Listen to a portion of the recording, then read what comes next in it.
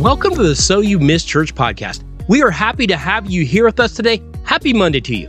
This is Clint Daly, and I'm hoping that if you went to church this week, you got something from it. Maybe you were encouraged by the message that you received, but maybe you missed church this week, or maybe you just didn't go, or maybe you just couldn't go.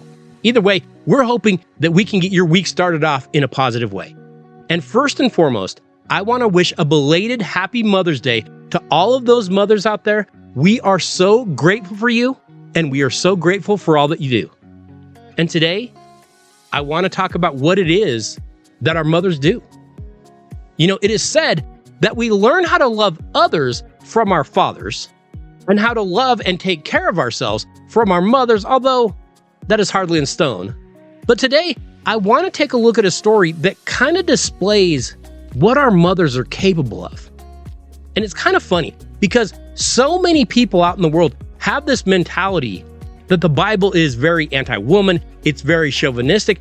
I would say you should spend a little more time studying it if that is what you believe. But today we're going to go to the Old Testament book of Ruth.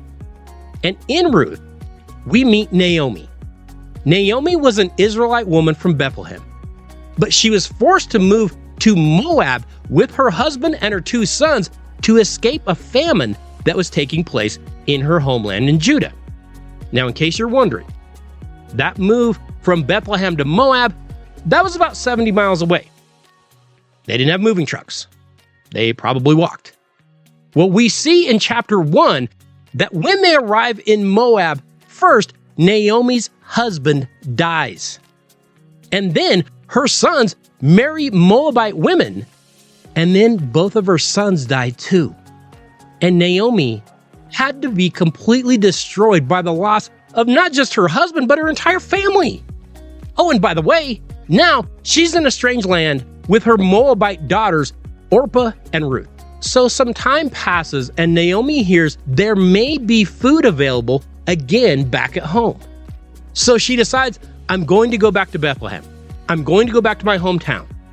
And she tells her two daughter-in-laws, not daughters, mind you, daughters-in-law, that she is going home and that the women should just stay in their homeland with their people. So Orpah left. But Ruth refused to leave her side.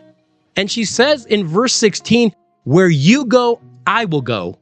Your people shall be my people, and your God, my God. Now, here's a great example of motherhood. How many mothers have we seen that desire more for their children, but they have no means to give anything to them of financial value? Hey, Naomi had lost her husband. She had lost her sons. Naomi believes she's too old to remarry. She has no money. She has to be filled with stress and anxiety day after day.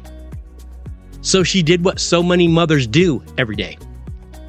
She gave her love. She gave her support. She gave her time. Those things are worth so much more than money. So the two women, Naomi and Ruth, returned to Bethlehem as impoverished widows. And as Naomi was older, that meant Ruth would have to go to work in the fields to try to make money to support them. So Ruth began working in the fields of a man named Boaz, a wealthy relative of Naomi's now deceased husband. Now, Boaz had heard of Ruth's loyalty to Naomi, and he watched how hard she worked in the fields. And he went out of his way to provide for her safety and to ensure that she had plenty of grain. And Ruth continued to work every day and provide for both herself and for Naomi, her mother-in-law. Now, Ruth's dedication to Naomi is every bit as impressive as Naomi's to a woman that is not even her own flesh and blood. But again, these two women both have these amazing motherly attributes. They work hard. They give of themselves. They support each other completely, and God rewards their hard work in a way that honestly kind of feels like a fairy tale. So Boaz, of course, falls in love and marries the Moabite woman by the name of Ruth. Together, they have a baby boy named Obed, giving Naomi her first grandchild. Well, it doesn't stop there, because eventually Obed grows up and he marries and has a son named Jesse. And of course, Jesse goes on to have a son named David. And God used those motherly characteristics to pave the way for the man who would eventually become the king of Israel. And we know if we track down that line of David, we later come to see the birth of Jesus. Hey, many of us have had those types of mothers or grandmothers, or yes, mothers-in-law in our lives.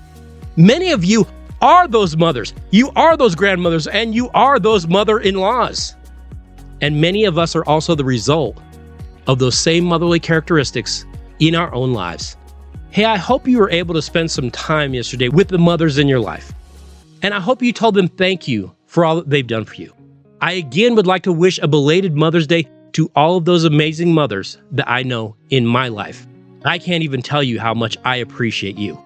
Hey, remember, you can always contact us at umsschurch@gmail.com. Feel free to reach out to us. We would love to hear from you. You can follow us on Facebook or X at UMissChurch, and you can subscribe to the podcast pretty much anywhere podcasts are hosted.